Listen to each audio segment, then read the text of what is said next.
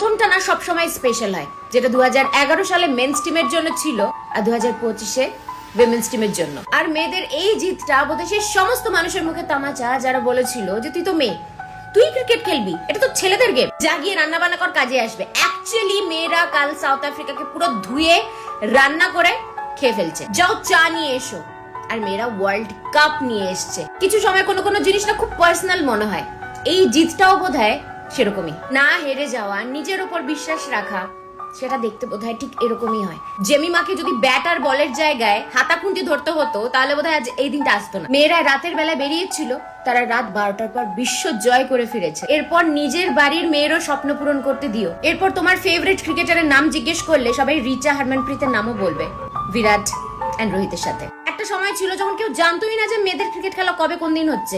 আর কালকের সিনটা জাস্ট ভাবো, স্টেডিয়াম পুরো গমগম করছে, সবাই টিভির সামনে বসে নোক কামড়াচ্ছে, রোহিত শর্মা ম্যাচ দেখতে এসছে, বিরাট কোহলি টুইট করছে। ধৈর্য বোধহয় একেই বলে, हमारी छोरिया छोरे से कम ना है। भाई वर्ल्ड कप तो वर्ल्ड कप ही, वो छोरा लावे या छोरी। World champ guys, world champ.